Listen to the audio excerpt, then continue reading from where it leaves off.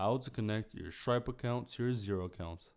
Hello guys, today I'm going to be showing you how you can connect Stripe to Xero.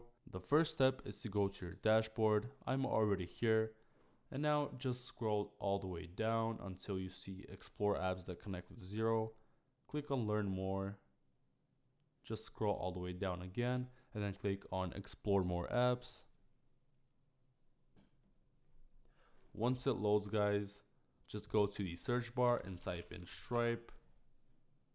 And as you guys can see, we can see Stripe right here. So just click on it. Click on get this app. And once you guys click the button, it should take you to this page. So just scroll all the way down until you see this right here. Already a Xero customer, start collecting payments now. And then click on login to connect Stripe and Xero. Once you click on it, it should take you to this page right here. If you already have a Stripe account, just click on this button right here. If you do not, click on sign up. For now, I'm going to click on I have a Stripe account. Wait for it to load. Now just log into your account.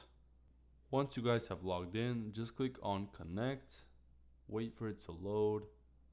Fill in all of these details. If you guys have filled them in already, it shouldn't ask you for them.